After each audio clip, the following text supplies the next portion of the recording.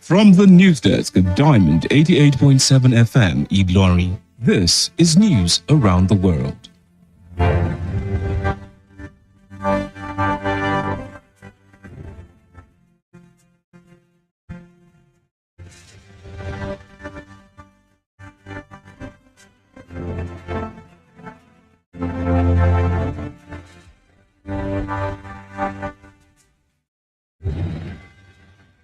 In the headlines,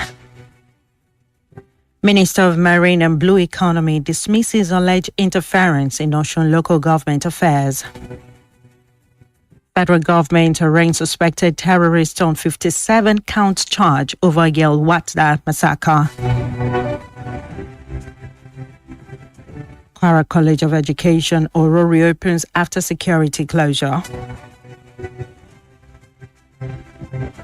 On the foreign scene, Israel reopens Gaza's Rafah border crossing with Egypt.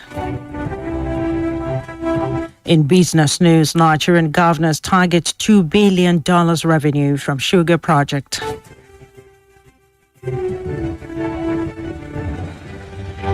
In entertainment news, South African singer Tyler edges out Davido to clinch Grammy.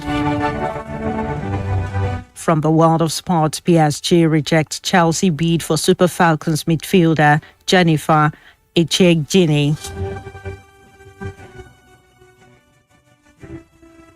Good evening and many thanks for joining us for news across the world on Vitamin 88.7 FM Ilorin. I am Omonike Babatunde. You can listen to us via our website at www.diamondfm.net or with us live on Facebook at Diamond 887 FM. You can also download our app on Play Store, Diamond 887 FM. We'll bring you details of the news after this break. Don't go away, please. See, wait, he's from our tribe and we are of the same religion. So we have to protect our own.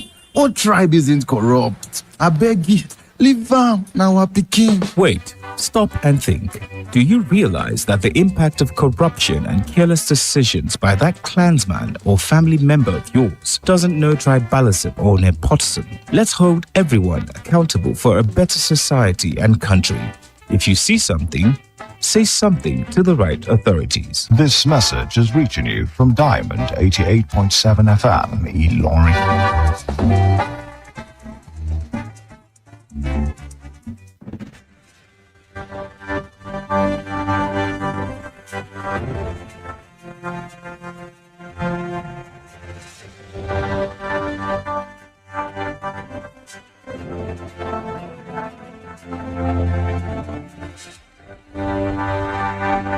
You're welcome back from that short break. Now the news in detail. Minister of Marine and Blue Economy Adegboyega Oyetola has dismissed allegation by the Osun State House of Assembly that he interfered in the administration of local government, including the disbursement of the funds and the issuance of directive to banks regarding the operation of the third tier of government. Reacting to the claim, the minister's special advisor on media, Dr. Bolaji Akinola, dismissed the allegation as fabricated and malicious, stressing that local government across Nigeria enjoy full financial autonomy under the Constitution. In a statement responding to a press release issued by the Speaker of the Osun State House of Assembly, Adewale Egbedu, on Sunday, Akinola described attempts to link Oyetola to local government finances as reckless propaganda aimed at diverting attention from the state government failures and ongoing legal challenges. He said the minister has no constitutional or statutory role in the administration or disbursement of local government funds and has neither issued directive to banks nor interfered in the running of local councils in Osun State.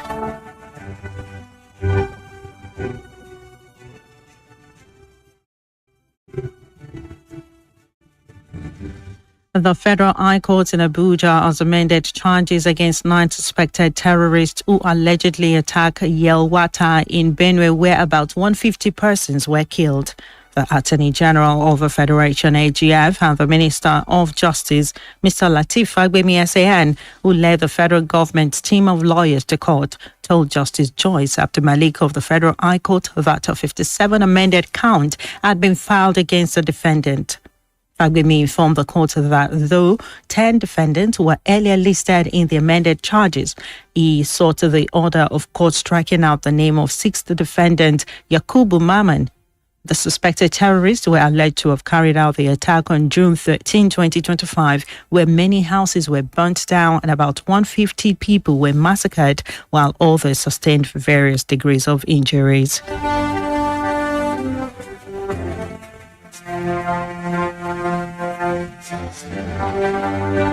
The Kwara State College of Education, Oro, in Irekpodun local government area has reopened for academic and administrative activities following the directive of the state government amid improved security conditions.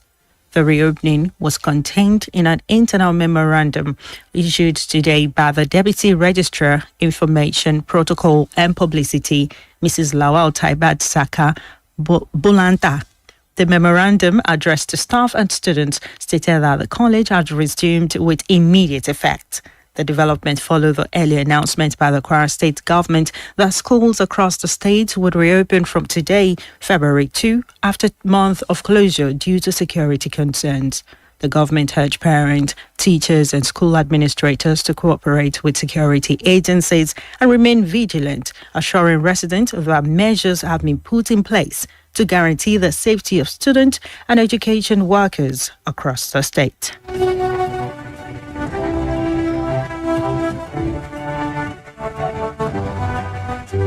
Dr. Oluwatoyin Tajuddin Alabi has commended the Kwara State government for approving the reopening of schools across the state following improved security conditions. Reacting to the announcement by the Commissioner for Education and Human Capital Development, Dr. Lawal Olorungbebe, Dr. Alabi described the decision as a reassuring demonstration of responsible governance that places the safety, education, and future of Kwara children at the center of policy decisions. Alabi, in a statement by his media team, praised the government for its proactive collaboration with security agencies to neutralize threat and restore confidence in the school system, noting that education must not be held hostage by insecurity. Dr. Alabi, APC chieftain, also lauded the emphasis on vigilance and community resilience, stressing that education thrives best when government, security agencies, community and parents work together. He urged school administrators, teachers and parents to cooperate fully with security guidelines and remain alert, adding that the safety of learners is a shared responsibility.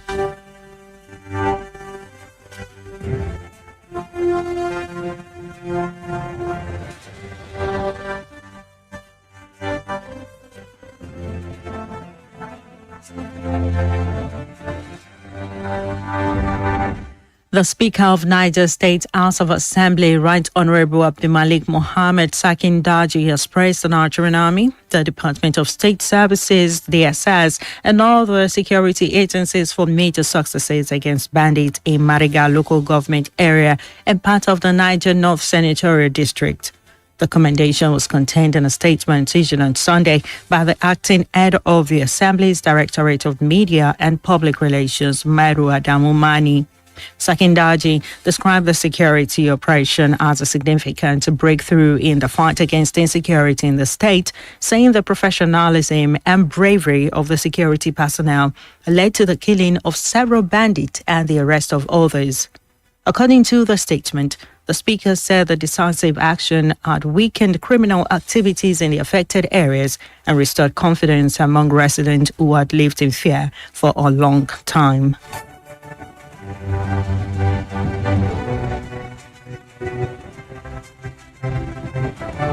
The news across the world is reaching you from Family 88.7 of Family. Lauren will go on a break now, and when we return, we'll bring you foreign and sport news. Don't go away, please. Follow us on social media, Facebook, Twitter, and Instagram at Diamond 887 FM. Diamond FM, shining supreme.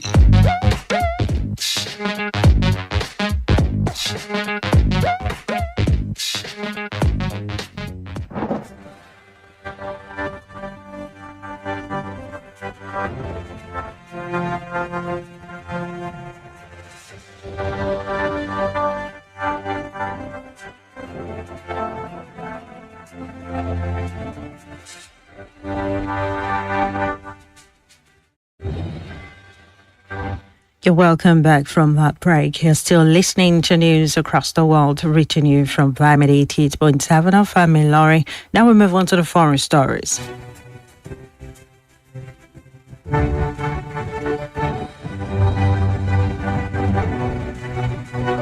Israeli government has said the Rafah crossing had now opened to the movement of residents for both entry and exit, following the arrival of teams from the European Union Border Assistance Mission. With the new development, Palestinians have started to enter the Rafah border crossing between the Gaza Strip and Egypt after it reopened for the movement of people. The crossing has likely been closed since May 2024, when the Gazan side was captured by Israeli forces. It will come as a relief to many Palestinians who see it as a lifeline to the world, although there is frustration that only small numbers of people and no goods will be allowed through. The crossing will be run by supervisors from the European Union and local Palestinian staff, while Israel will carry out remote security checks.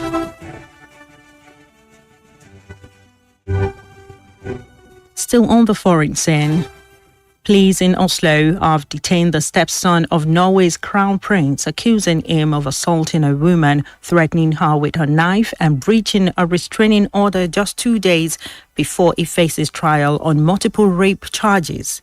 Marius Borg-Høiby, 29, will appear in Oslo District Court tomorrow and charged with 38 offences, including 4 alleged rapes and attacks on former partners. Prosecutors are seeking to hold him in custody for 4 weeks, citing concern he may reoffend. If found guilty, Høiby could receive a maximum sentence of 16 years. The proceedings are scheduled to continue until mid-March and have generated significant public interest in Norway.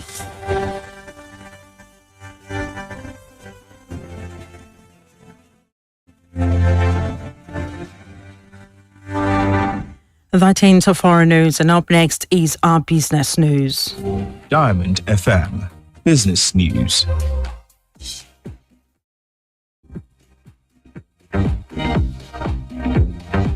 The Nigerian Governors Forum (NGF) has resolved to make sugar a strategic commodity for driving industrial development and to attract over $2 billion worth of revenue across states in the country.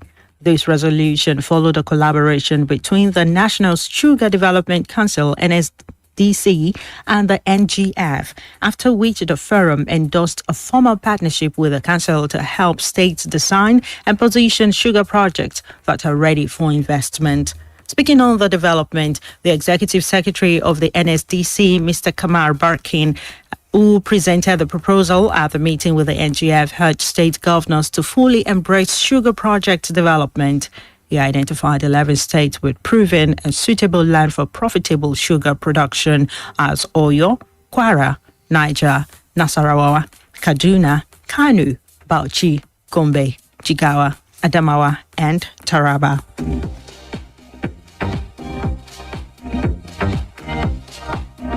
That ends our business news, and up next is Diamond FM Entertainment News.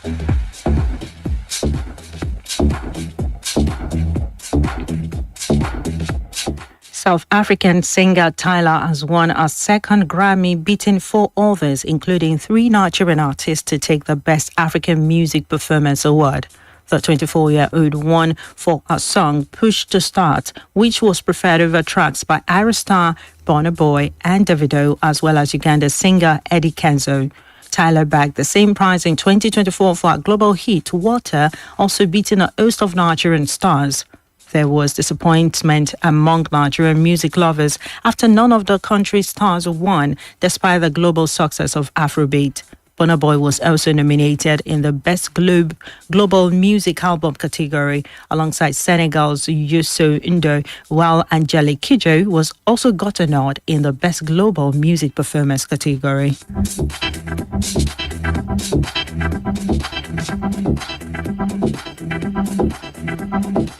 That ends our entertainment news. Up next is our sport news. Diamond FM Sports News.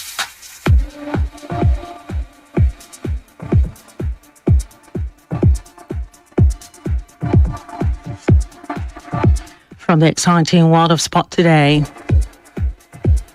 Paris Saint-Germain have rejected a bid from Chelsea for Super Falcons midfielder Jennifer Ichegini. The Blues were looking to bolster their midfielder with the signing of a playmaker, but had their offer turned down by the French feminine side. The transfer window in England will close on Tuesday, and Chelsea are not expected to make any further bid for the player. Ichegini has established herself as a key player since arriving PSG from Italian club Juventus in June 2024. She's a key part of the PSG project, and they are not willing to let her leave the club anytime soon. Ichegini was part of the Super Falcons side that won the title at the 2024 Women's African Cup of Nations.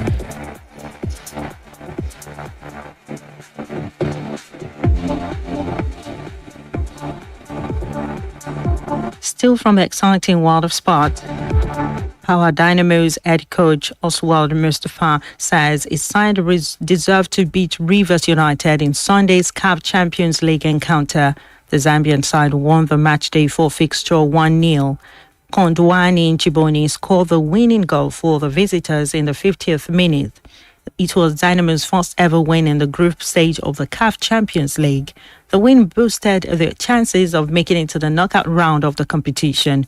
Mustafa praised his players for fighting for the 3-point. Power Dynamos will host Morocco's RS Berkane in their next game on Saturday, while Rivers United will entertain defending champions Pyramid FC of Egypt on Sunday.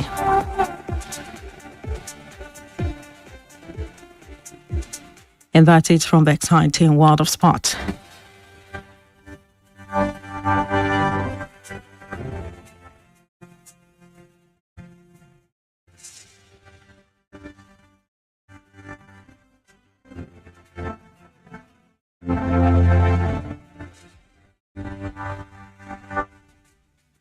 With that, we've come to the end of news across the world. But before we go, here's a recap of the major highlights.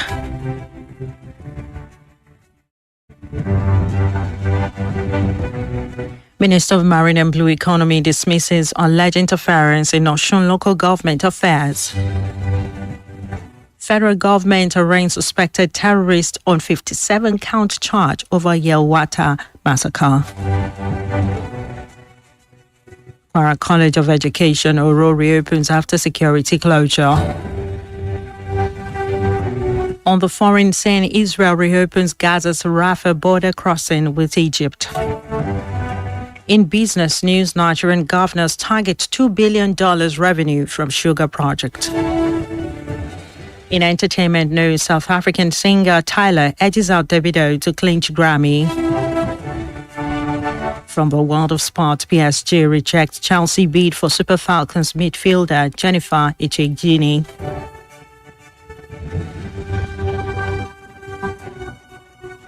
For today in history.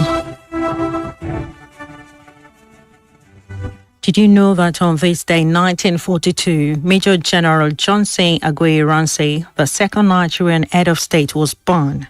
He became head of state after the first coup and was assassinated in the July 1966 counter-coup. Now you know.